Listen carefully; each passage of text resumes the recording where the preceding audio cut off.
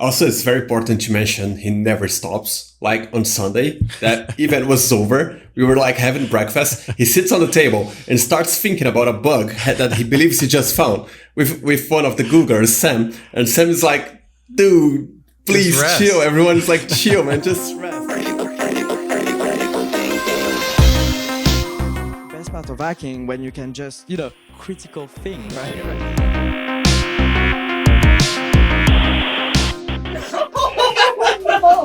Yeah. Dude.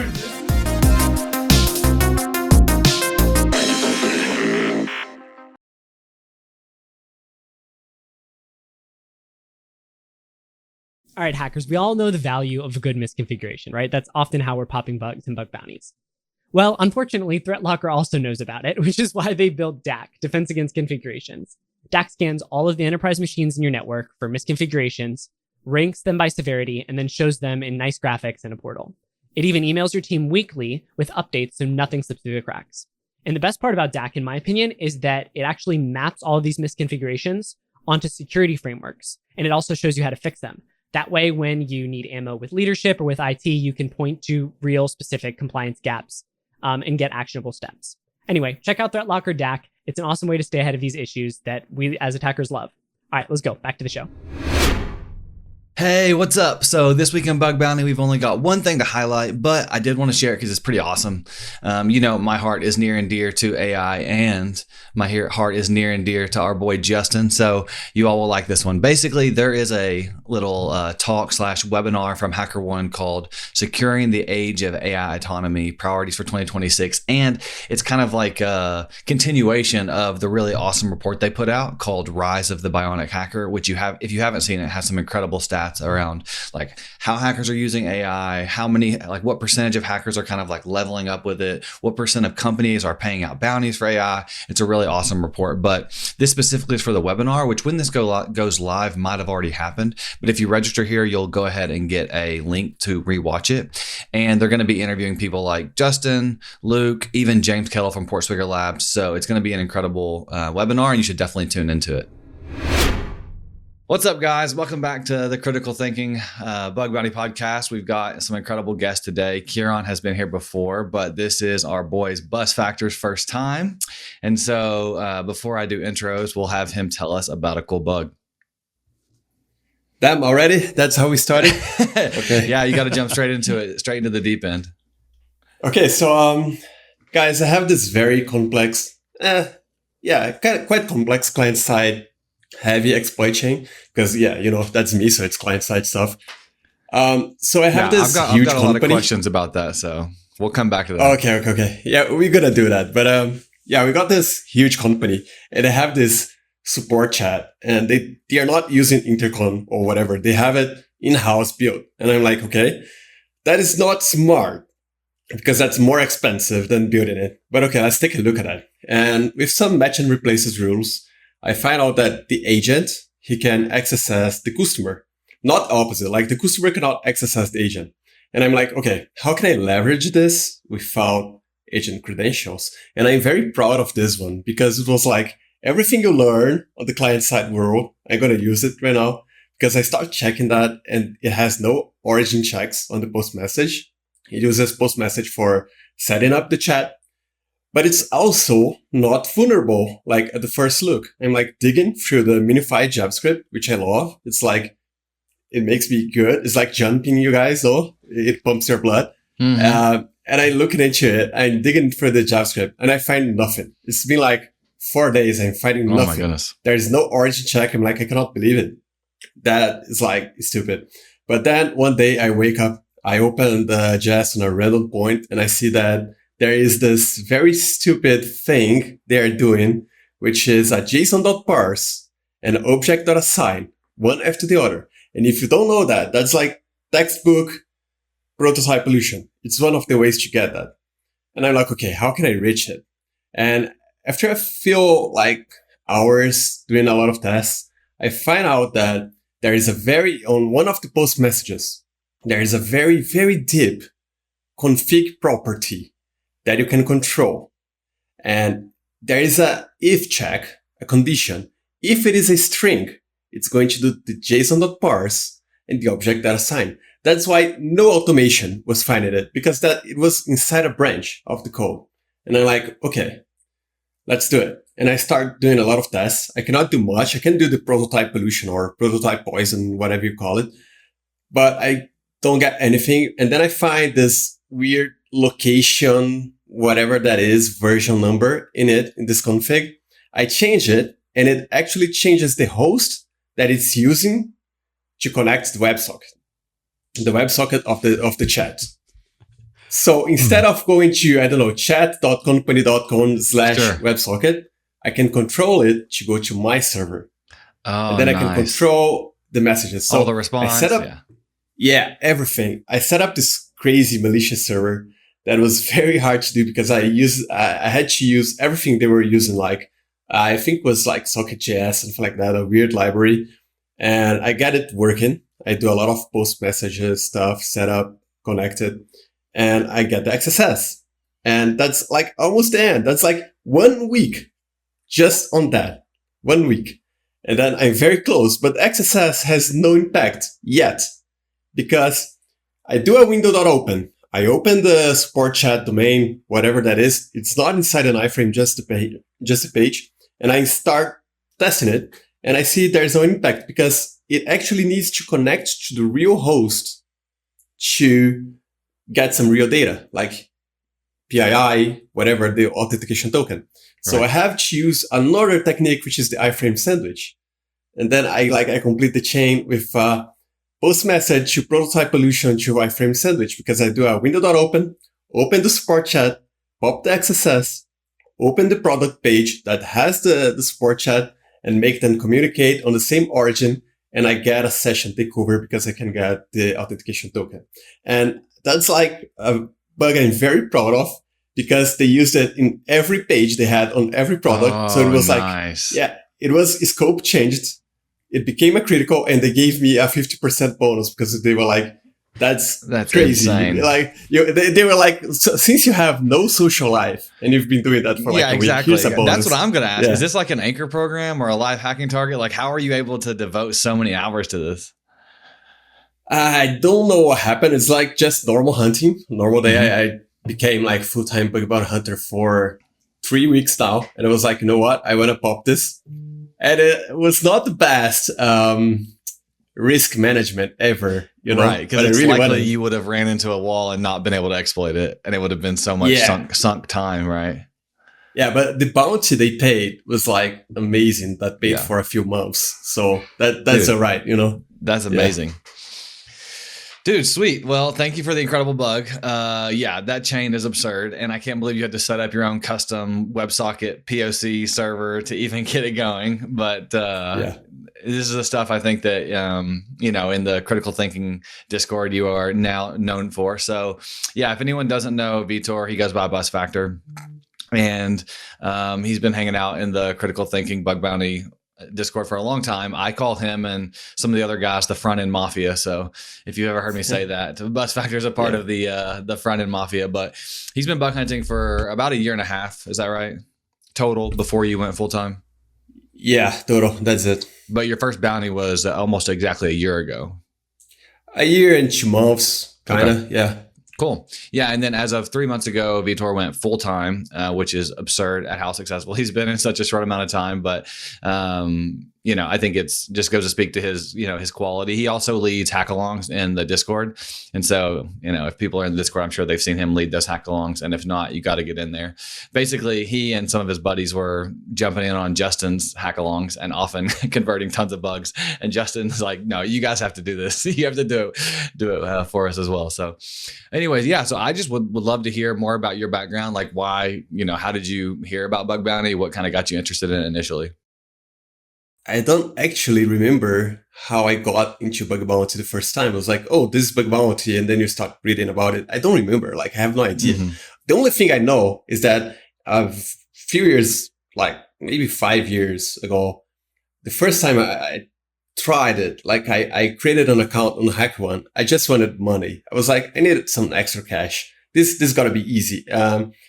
It turns out it is not. And it was quite frustrating. So I tried it for like a week or two. I was like, okay, no, that requires a decent amount of investment. And then I was like, okay, I'm going to do it later. And it took like 4 years to try it again. Mhm. But I have no idea how I started it. But I was like a developer. And after being a developer, I became SRE, which is a Google thing, right? Software reliability engineer. It's kind of, I don't want to say that. It was a mix of DevOps and SRE. If Google people hear me saying that SRE is DevOps, they're going to kill me, and I'm not going to get invited to another bug swat, like never again. But Yeah. that's what I was doing. That's my background. Cool. Yeah, I was going to say, it was very similar for me. I actually made an account on HackerOne and then didn't come back to it for years later. I've been doing it for more like 5 or 6 years at this point, but I made my account like 8 years ago, but it was the same as you, right? Like I got on there and then just hopped off and then came back to it later. Yeah. Well, one thing I think that Ciarán wanted to ask you on this call, which we'll get to why Ciarán's on the call. Actually, I'll mention it now. Basically, Ciarán and Busfactor were a dynamic duo in the most recent Google Live hacking event in Mexico and did incredible. And so we've got them both on here to talk about that in a second. But Ciarán actually put in the doc here, why are you called Busfactor? I'm also curious. It's funny that he could have asked that in person. So could you, in Vegas, but you guys didn't. You waited for this moment. That's exactly right. Of course. It's a bit of a disappointing answer, because if you don't know the Busfactor, it's actually a measurement of the risk you get from keeping information and internal knowledge from being shared among members in a company. So think about it. If you report a bug right now to, I don't know, let's say Google, and 2 months ago, you're going to test it. It is fixed. Plus 2 months, you test again, and it is there. They have a regression. So why? Most of the times is because they are not sharing knowledge internally, and the developers have no idea why the security team was like, hey, can you change that? It's like critical. They have no idea. They do not share the knowledge. And that's one of the things that I think the Busfactor is very critical to companies. Coming from the developer background, I actually hated the silos that were created inside the companies, made a lot of issues with security bugs, but also functional bugs. Like, guys, very stupid stuff. If you just turn your head to the guy that's by your side and say, hey, I'm doing this, that already avoids a lot of issues, and they never do it. But knowing that, I was with my team in London, and buses there, they come from the wrong way. And I was very, very, very close to getting hit by one just because of that. I was looking to the right. They were coming from the left. And that was like very close. And I was the leader of the SRE team. And everyone was like, if you die right now, that's like a huge Busfactor for us. And they just started making fun of that. And that's cool. I was like, and then when I joined Hack the Box, we actually use our hacker names in there. Like your email is not like Vitor at Hack the Box. No, it's Busfactor at Hack the Box. They were like, it's time for you to decide a name. I was like, I can change this later, right? And then I put Busfactor. You cannot. Like, it's stolen, guys. Yeah. I would change it today, but it's too late. Yeah, exactly. Once you get a handle and it just sticks, it stays with you. Yeah, I started in software engineering as well. And, we never called it the Busfactor, but we definitely always tried to mitigate that risk, right? Like we would even say things like, for example, if Corey was hit by a bus, you say things like that so that you can kind of like mitigate the downside of one of your like important team members getting something happening to them. Oh, some people also call it, I think, like a lottery something. Like lottery factor. Yeah, like a lottery factor. Yeah. That's a bit more positive, I think. Exactly. Yeah. I'm going to circle back to kind of your interest in front-end bugs because I want to jump straight to getting Ciarán involved here. But so Ciarán, I think you have been to several Google Live hacking events. You and I won MBH with Justin and Lupin back in the beginning part of this year. And, I think that probably led to these extra invites and everything else. And you and Busfactor did incredibly well at the Google Live hacking event. So do you want to kind of, just talk about your all's invitation and how you all decided to collab? Well, I got the invite from Mexico. And I did because I worked with you guys, like Ronnie and Justin and you before, I was like, okay, let's see if any of the others are invited. And none of you guys were going. And I was like, I guess I'm soloing this one. And then in the guild chat, in the critical thinking server, or I think it was the guild chat or something, I saw Vitor saying like, oh, I'll be at Bug Swat. So I was like, this is perfect because I know Vitor. I've seen him around. I can just reach out to him and see if he wants to work with me. Thankfully, he did, and it's worked out. That was kind of how the collaboration came about.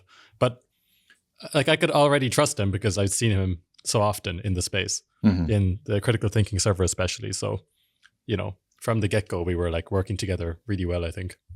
Yeah, if you're not familiar, or if you all aren't hanging out in the Critical Thinkers chat, you got to hop in there because Vitor is like very active, very willing to help, and come up with some complex chains, or even hop on different programs or collaborate.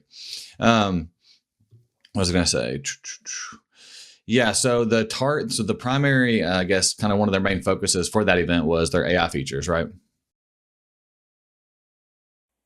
I would say yes, and I also want to say no. You were going to ask like things about front-end bugs, right? And I was you know what? I'm going to bug swat, and I'm going to do what I'm best at, which is client-side stuff. And then I see Ciarán. He's like, nope, that's not the best you can do. if you want to like get the bounties, get the reports, you got to focus on AI. And I never, ever touched AI before bug swat. Oh, so this was like your like first foray into that thing.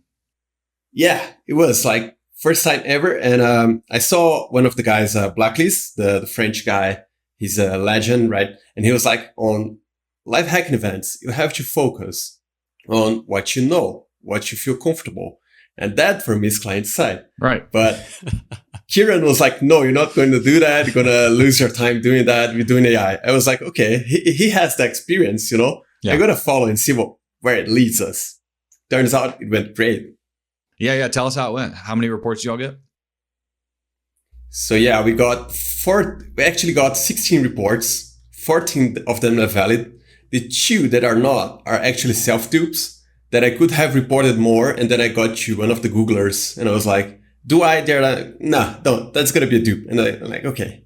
So yeah, 14. Nice. That's insane. And then you all ended up winning second place overall and winning the, most bugs or, best bugs for the AI set portion of the event, correct? Yeah. We had 2 show and tells, and we had the best AI VRP researchers, and we had second place. So MVH was just out of reach this time, but we can try again. Well, you gave me a little insider baseball there, and if we need to cut this out, we can. But yeah, you said that you all only really got second because someone found just something insane, right? Yeah. I don't think you need to cut that out. As far as I know, someone did something crazy, and a few crazy things, and they just beat us to the stuff. But I guess it's kind of interesting. Nice. Yeah. It's kind of interesting to talk about. I know you all haven't been to a ton of HackerOne events. It does feel like at HackerOne events, MVH, I guess it's always whoever finds the most. Well, no, it's like the mix of criticality, collaboration, and something else. But yeah, it does feel like at Google events, they tend to err on the side of who has the most critical bug rather than has like the most reports. Or even the most, payouts, for example, because I'd say across the last 5 or 6 bug swats, it has felt like there's only been 1 or 2 where they paid out someone who had higher volume, and all the rest went to whoever had like the most critical single bug. Yeah, so I think Google probably operates similarly. If I had to guess, that it is probably the 3 Cs, but but they weighted a little differently when they're actually thinking about it. I would say, right? Or do you think that's just a byproduct of just like how it played out? I don't know. Yeah. But yeah, we're pretty happy anyway with the results. So yeah, 1000%. Yeah, cool. Did you all have any other anecdotes or thoughts about that Google live hacking event? Well, whether you all recommend Google or just like cool stuff that happened, or if you wanted to share a bug, you could, or anything. Yeah, no, like we both became friends with Adnan Khan, who's very active on he does GitHub Action stuff. Great guy. So we went to like the on-site day in, I can't pronounce the name of the place. It's like the Mexican Aztec temple. And we were like wandering around the area because the tour guides were like, okay, you can like wander around or whatever. And we were just talking with some of the other hackers, and I realized one of them was Adnan. And I'd read his research before, so we were chatting. And then we just started comparing all of our notes and all the stuff we'd found so far, and where it could go, and all of this ideation. And we we decided like, okay, let's like think about this on the way back. And we're like, we'll go and get back to the bus. And we went to the wrong meeting point. Oh no! And so eventually we realized Busfactor missed the bus.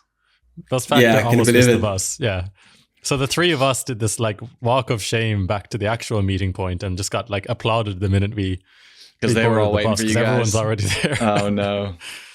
But after that, we had a great time with Adnan, just figuring out more bugs and stuff. We reported a bunch of stuff on site with Adnan as part of our collaboration as well. So it was really interesting to have that difference in approach and the gadgets and stuff he'd piled up as well. Yeah. That's awesome.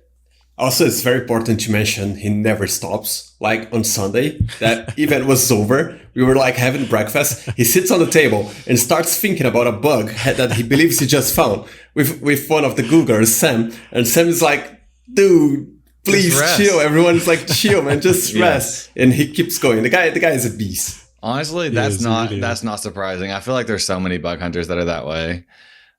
Several people come to mind from other events that do the same thing. Honestly, I feel like Ronnie's a little bit that way, Ciarán. A little bit, yeah. Yeah. Cool, sweet. Well, so yeah, let's just jump right back to the front end thing, right? I mean, I'm sure that your front end expertise did play, a factor into some of the bugs that you found there. But yeah, what drew you in? I mean, having only been in bug bounty, a year and a half and only being full-time 3 months, like what do you like about front end bugs? Why has that kind of pulled you in? So for a whole year, I was only hunting for server-side stuff, to be honest. Oh, wow.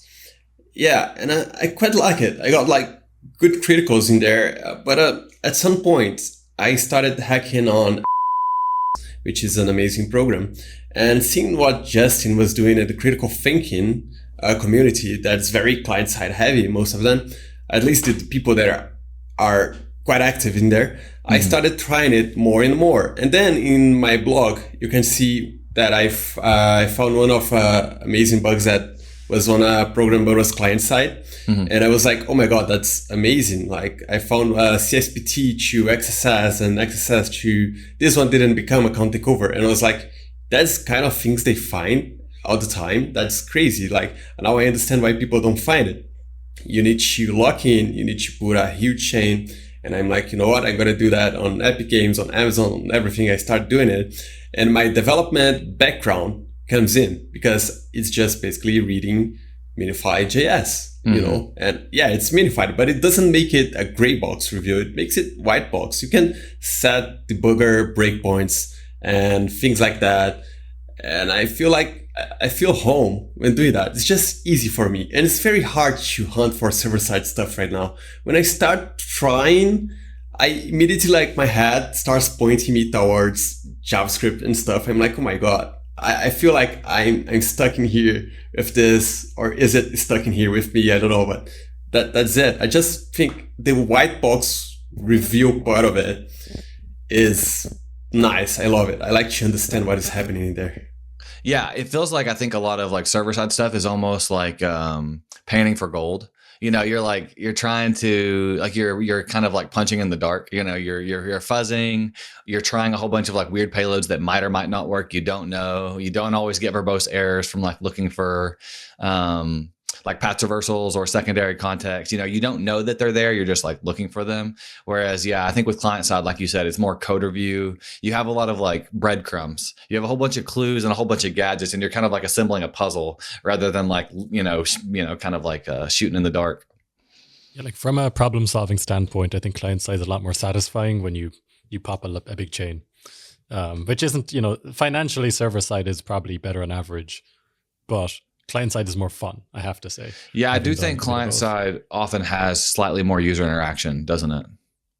You often need like one click, or you need like some sort of water and hole attack. It's kind of hard to affect many users at once. Yeah. Like even with good post message chains, you're usually still hitting like a single user, even for ATO. So yeah, you're like a step down in severity. It's hard to get crits. You get highs most of the time. Yeah.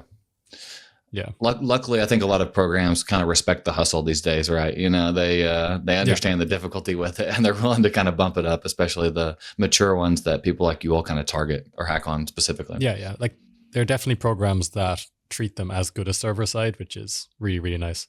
Mm-hmm. But during the event, Vitor was like getting distracted with some of the non-AI stuff. But I was like, do you remember in I think it was Vegas where we went down this rabbit hole of something, and then Justin kind of turned around and he was like, guys, there is bonuses. It is like 100% bonus or something. That can wait till after the event. Focus on the task. Yes. So You heard the ghost of Justin, the ghost of Obi-Wan Justin in your ear saying, focus on the event. So I like channeled this ghost of Justin into getting Vitor away from like the rabbit hole and onto like, dude, we've got bonuses to go for. Let's keep on track. And it was the right move in retrospect. Like it paid off really well to do that. Yeah, he did that for us in Tokyo too, if you remember, at the table. He basically always helped us reprioritize.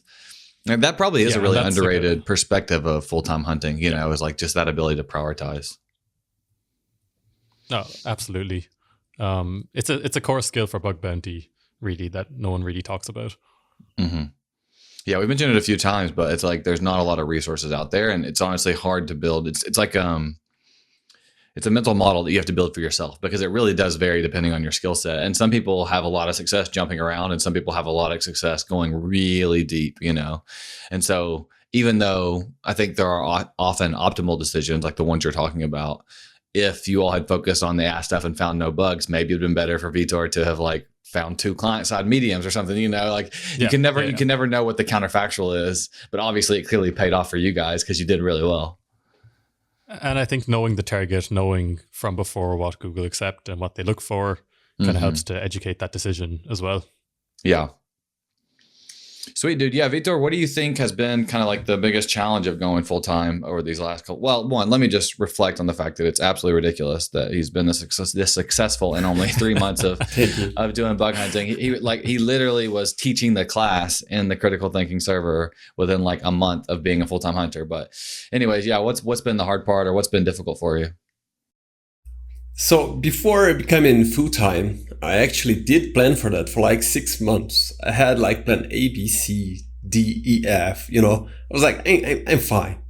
I have the savings, I have everything I need. And then I jump into it, and you may know that I have Justin as my mentor, right? And Justin is like, man, you have to lock in one program, only one program, do at least 100 hours in it before jumping around. And that's very hard because it's so easy to get frustrated. And I have this thing that I get frustrated even easier because of ADHD, which is something that a lot of people has. And I was not medicated by that time. Now I am again, which is way better. But at the same time, you have to be careful. And now I can lock in more, but not jumping around like program to program and getting that dopamine rush every time you start a new program and start finding low-hanging fruits and things like that. That is so hard. So locking in one program, like not one program, to be honest, one app, sometimes one feature for hours is very hard. But at the same time, it pays off so well. Like that's amazing. The other things that were like unexpected, they were not really unexpected. Like you report the bounty, the company sometimes takes like 3 months to pay. Things happen on the program side, on the hunter side. That's like, it is unexpected. It is expected, planned, but you don't want it and you get frustrated. It's not nice. You need to handle that somehow. But that's on the plans. That's bug bounty. Yeah, that's one thing I was going to bring up is I think a lot of people right now with AI and also just the fact that bug bounty is now like, 8 or 10 years old are probably scared to jump in. I think a lot of people have that fear that it's like they're going to try to do bug bounty and then there's going to be no bugs left or no money left or anything like that. What would you say to people who are like, considering it? Like, do you still think it's a good decision? That sort of thing. Well, it's like people saying the world will end tomorrow, next year, whatever. You're gonna have it every year. People love it. People love the chaos, guys. That's the news that spread. if you say, "Oh, bug bounty will be good. We're gonna get some good money for years," no one want to hear about it. They want that chaotic news, which is a lie. Come on. The thing is, you need to adapt. AI is coming. You need to adapt to that. Maybe find AI bugs. Put AI into your workflow. It doesn't need to be fully automated and this kind of thing, but it's going to be there. Now, if I do recommend it or not, there are a lot of things you need to think about before doing that, right? Like, where do you live? Is that in the US or is that like me living in Brazil, which if you make like $2,000 a month, you have a good salary for Brazil, If you do like 2 a month in the US, dude, that's not good. Right. I'm sorry for you, So there are a lot of things to consider. I would say like, do some research. Critical thinking, Justin made that full-time guide, right? Mm-hmm. Yeah, it's been huge, right? It's helped a lot of people, I think. And I think kind of like that whole like 100K in a year, if I had to do it all again thread he posted that just keeps doing rounds when people reshare it. I think that's motivated a lot of people too. But I have one thing to say about it. Guys, Justin has the superpower. He can lock in for hours and hours and do it over and over again. Be realistic with yourself. Yeah. Okay? Yeah, no, I'm the same way. I think that I'm actually undiagnosed ADHD, and I'm actually, maybe I'll talk to you offline about like what your experience was like kind of pre-medication and having been medicated, because I've never taken any medicine. And clearly I do fine, but I do wonder what it's like to lock in like that, because it's a huge struggle for me as well. Cool. Sweet. Well, I'm glad we got the chance to talk about that. I know we had that listed. Let's go ahead and jump straight over to the full-time bug bounty section here. I think one, we were already talking about it, but two, it's something that, I jumped in full-time in January, and Ciarán, you did at the same time? It was about last year, last April or something. Last April. Cool. Yeah. So I think, I think there are lots of thoughts around that. Just listening to what Vitor said, what kind of jumped out to you, Ciarán, about like, what are your thoughts on full-time bug bounty? I think I almost always recommend keeping bug bounty as a hobby for most people, because it is so many ups and downs. Like if you don't get paid well in a particular month because you focused on the wrong program, like it's mentally very difficult.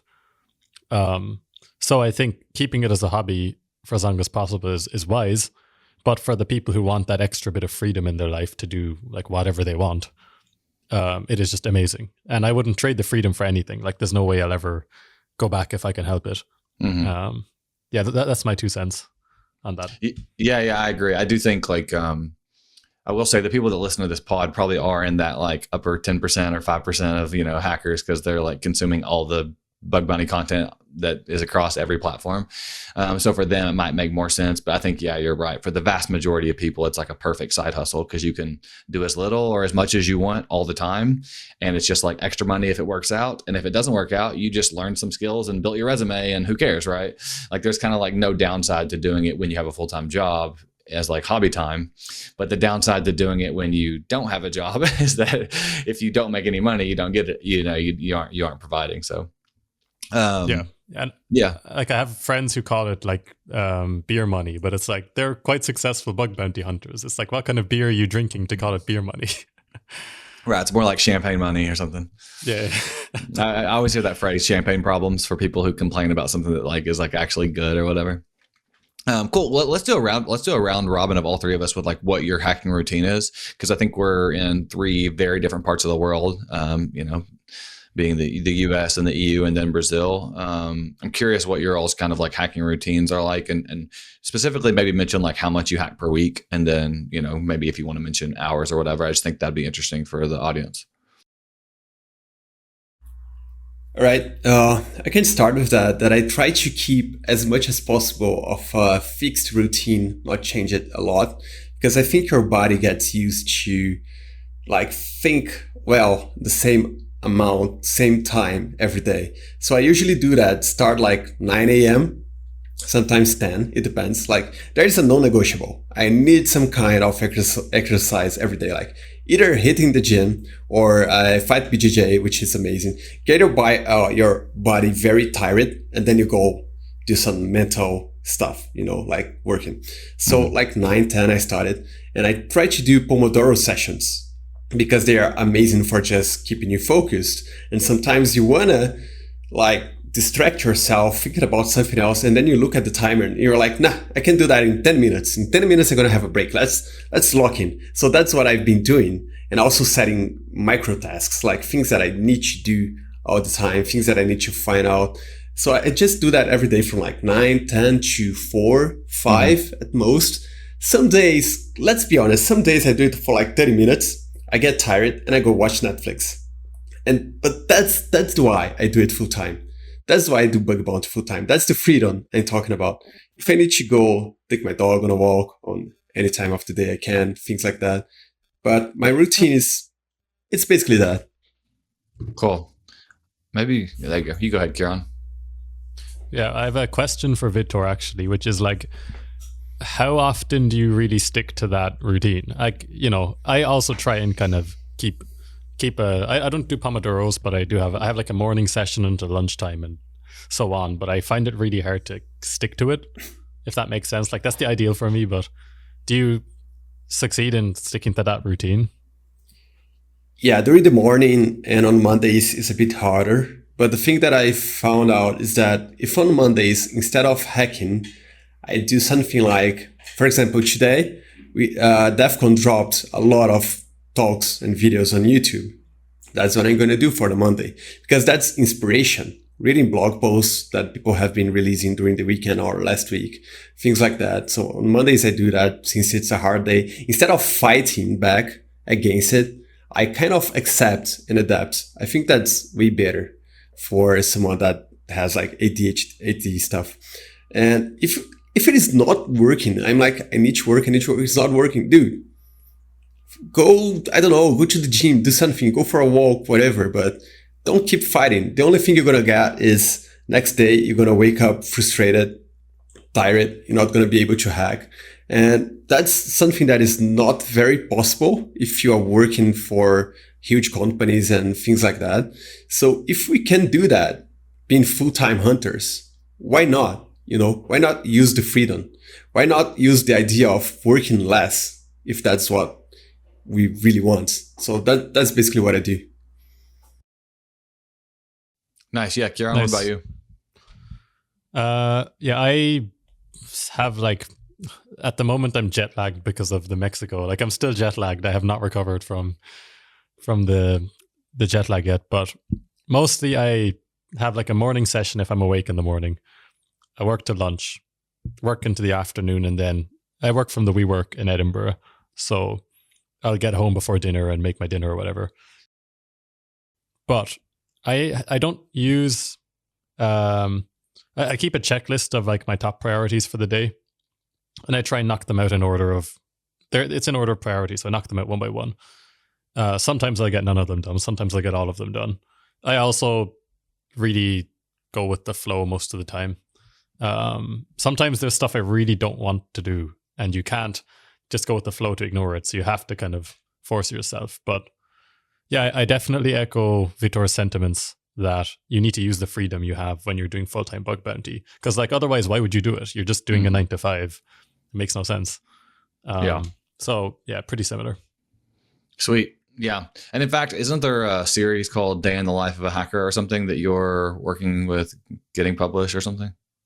Well, yeah. BugCrowd should have that out this month sometime. Okay, sweet. Some blog posts on that. So yes. So we'll have more on that from you and also from me. But yeah, for me, it's like I definitely am like kind of treating it more like a full-time job this first year to make sure that it's like ironed out and I'm providing enough for my family of 5 over here. But it is really nice, like you said, to be able to just be interrupted and not care, right? If I have like kids appointments or kids that run in here or, need to get out or like you said, Vitor, go on a run or go lift weights in the gym. It's really nice to not have to care or think or tell anyone that you're going to go do that. Right. Yeah. For my schedule, I try to work like 8 to 4:30. But lots and lots of interruptions with kids, lots of appointments, lots of sports, lots of taking off early to go take care of them. So sweet. And then, yeah, so the last section that we really wanted to cover here was, well, actually any closing thoughts on full-time bug bounty? Yeah, to be honest, go ahead. Go ahead. Yeah. Okay, so go ahead, Ciarán, then I go. Okay, sure. I think anyone on the fence about it should just go for it. Like if it's eating away at your mind, like, oh, should I go full time? That won't go away. That thought's always going to be there. So just jump into it, dive off the deep end, give it a shot. I will say for the people that are considering it, they probably know they're good enough to do it. Yeah. And they might struggle to take that leap. At least it was for me. Every time I would go to leave, my employer would like give me a raise or give me a promotion or whatever. And so I do think if you're going to do it, set yourself a hard date, like assuming you have the money saved up for the runway and all that, set yourself a hard date and like, don't let anyone talk you out of it, because it's so easy to be talked out of it just out of fear or out of like another opportunity. Yeah. And I'm meeting, Green Jam. He's at the Google events sometimes. Yes. Yeah. He's coming to Edinburgh tomorrow. So I'll be getting dinner or whatever with him. I want to ask him about his full-time experience because he's just gone full-time very recently. He did? When did he start? I mean, I think it's been like a month or something since he's gone full time, but it's been a few years since he's doing part-time bug bounties. So yeah, really looking forward to hearing what his experience is so far. Yeah, that's awesome. Yeah, I was going to say that doing full-time hunting or doing any kind of remote kind of work, guys, be careful with social connections, Do not like isolate yourself and forget to keep making friends and things like that, because we are all humans. Don't run away from that. And when thinking about making bug bounty a full-time thing or not, you're gonna slowly stop treating it as a hobby. To be honest, if you're making money, is it really a hobby? Like you're making money that's paying the beers or the bills? So I was already paying the bills instead of the beers, It was not a hobby anymore by the end. That was a lie I was telling myself I don't know why. So be careful with that. Yeah, that last thing is super true. I definitely, when I was working a full-time job and doing bug bounty on the side, I kind of like felt like it was like a game. And so I would like justify doing it all the time in the evenings. And my wife is like, no, it's work. You're just doing work. I'm like, yeah, I know, but I love it. And she's like, yeah, but you're just working 2 jobs. Like you're working all day and then you're working all night. Like, as far as like impact on family, impact on your life, like you're just doing 2 jobs. And I was like, yeah, but it's so fun. So anyways, I made it the main thing so that I didn't have to work 2 jobs. I think that a lot of people probably resonates with a lot of people. I think I've gone full circle there. I'm doing pen tests to pay the bills at the base level. Now it's back to being a hobby for me. Especially with the live hacking events at this point. Listen, you've doubled what you expected this year, Ciarán. So just everyone can root on Ciarán and celebrate him as well. You've doubled your goal this year as a full-time hunter. You've definitely given yourself the leeway to not have to like do pen tests for your bills. Especially after this Google event. Come on. Before that, I understand. But after the Google event, no complaining. All right. Yeah. So one thing, I think that's interesting. I think, Ciarán, you may have put this in the document, but actually, let's just ask Vitor. This is your first time ever doing first time doing AI related bugs. You probably had a lot of the thoughts that me and Ciarán have had over the last year or two with like, hey, these bugs are kind of weird. They're sometimes like higher user interaction. They're usually targeting one user. So they're kind of similar to client side bugs, but they're often a little bit social engineering-y. And they're also kind of weird because they're non-deterministic. Sometimes you gotta like trial multiple times. Just give me your thoughts on like AI kind of VR, like AI hacking in general. Having really kind of dove in so recently for your first time? Okay. It was a weird feeling when I popped the first AI bug by myself, because we and Monke, we were like covering each other. Like he was burning out and I was like, okay, so you chill now. Today is your day off. He had, I don't know, anything to do. And I was like, I'm going to do some hacking. And the day I popped it by myself after learning a lot from Ciarán, I was like, okay, that is weird. It feels like if I report this to the company, I'm scamming them. I don't know. Right. It doesn't feel like that. Yeah, it doesn't feel like a real bug that is going to happen 100% of the time. Sometimes the prompt injection fails, things happen. I don't know. I'm still wrapping my head around it. Yes. But I got this very interesting question on Twitter. A guy asked like, should I learn AI hacking or web hacking? And I'm like, dude, it's a mix of both. They do not exist without each other. Most of the exfiltrations we did used a lot of decent, good, old client-side hacking, like images, things like that, to exfiltrate information. If you don't learn that, you're not going to get there. Delivery also uses the same things a lot of times. Before the event, I was like, what is AI hacking? I don't know. Making AI on a company page say something racist or anything like that, like prompt injection. I had no idea it could be actually so impactful, like leaking a company's data or someone's emails and things like that. And at least Google cares a lot about that. I don't know how other companies deal with all this kind of stuff. I've seen a few reports mostly on HackerOne, and the companies are like, we don't care that much. You're going to pay as a medium, at most a high. Google is like critical. If you can exfiltrate anything, that's a critical. And it's crazy. I don't know how I'm going to deal with AI hacks on other programs. We have another live hacking event in like 2 weeks, 3 weeks. And I'm going to focus on AI stuff because whatever, that's what I want to do. And I want to see what's going to happen. Like, I want to see how the company is going to deal with that. So yeah, that's the point I am right now. Yeah. And that's why I wanted to ask you, because I think it does feel kind of weird. It feels a little bit different, like you said, partially because of it feels like it's not that likely to be exploited.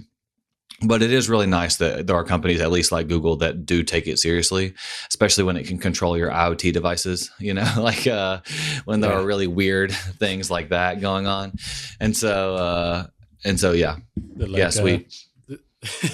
Yeah, nice. Yeah. This is the Google cam that I bought to do some testing, but yeah, it's we may have made a run for a smart lock in Tokyo. Like, there's all kinds of things you could potentially imagine.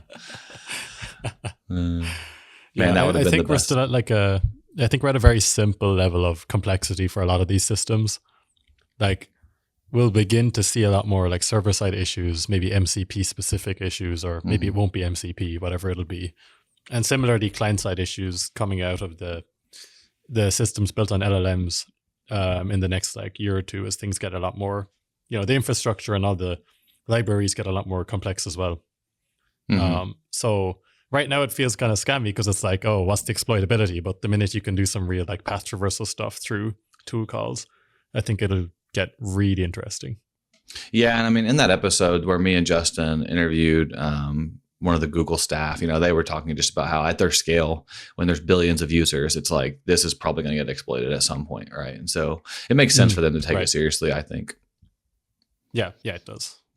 Cool. Yeah. Did you all have or you go ahead, Vitor? Yeah, I just want to say that you also have to think about the non-AI related stuff that is happening around AI. Like, think about, I don't know, let's put it Gemini. Gemini is getting huge, and they have to build features around it, like non-AI related, like having gems, sharing gems, creating chats, sharing chats, things like that. So we have this AI gold rush. Everyone want to become the best, most sold AI product. Guys, that's amazing. That means developers making mistakes for a bug bounty hunter. Like, that is not amazing, but it is amazing. You guys get it. Right. It's good for hackers. Yeah. Yeah, you're right. They do have to move fast, right? They feel this really strong pressure to move fast. And so not only do they want to incentivize bug hunters to look at them, I think that's why Google's paying well. I think that's why there's really good AI safety payouts, like I mentioned on a previous podcast, with both Anthropic and OpenAI willing to pay, $25,000 or $35,000 for jailbreaks. And I think it's because they really want our expertise and our attention, and they want it right now because they have to release next week, so they can't wait. And so they have to put a really heavy incentive on our time. And so I think that you're right, Vitor. I think that's very, very cool for us, right? Yeah. And Google have updated their AI VRP very recently.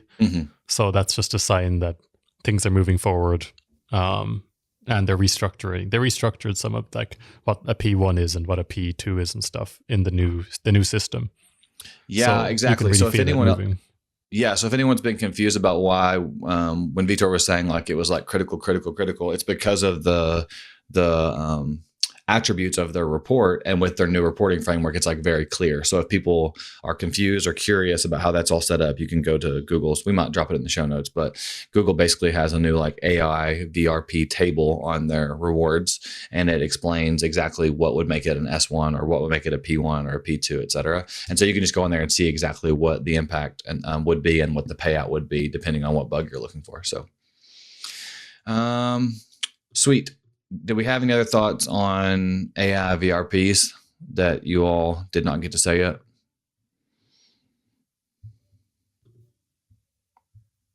Cool. Sweet. I think the only other thing that I had for the pod was, this is more of a little bit of just like fun news. Actually, you know, we'll save that. We'll save that for, we'll do like a news episode. We'll make this just like a full blown guest episode, and we'll do news next time. Where can people follow you or find you? I know you mentioned your blog, Vitor. Go ahead and spell that out for them so they can find your blog.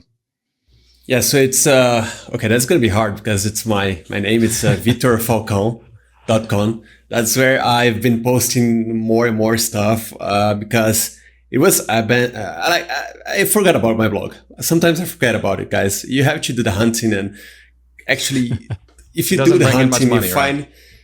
Yeah, that's the point. Like it does, but it's very, it's a hidden, it's indirect money, you know, the self-marketing stuff. Yes. But the thing is, you have to do the hunting and find cool stuff that you can actually write about. Because there's no point on writing, I don't know what I would write about if I had nothing to talk about, anything nice that I found during hunting or whatever. I know Ciarán does that. He just like shares his accountability stuff every week. That's I know cool. You do that, Jazza, but that's not my style, you know, so it's a bit harder for me. Yeah. Sweet. Yeah, I'll spell that out real quick. So his blog is at Vitor, Vitor Falcão, FALCAO.com. And yeah, he mentioned his like full-time hunting journey from the last 3 months. So it's a really great read.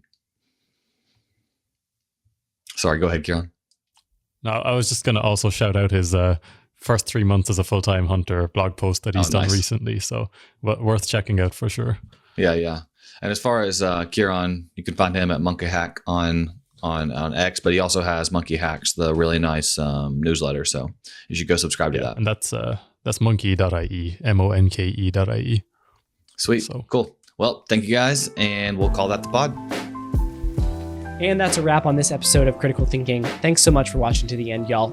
If you want more critical thinking content, or if you want to support the show, head over to ctbb.show/discord. You can hop in the community. There's lots of great high-level hacking discussion happening there, on top of masterclasses, hack-alongs, exclusive content, and a full-time hunters guild if you're a full-time hunter.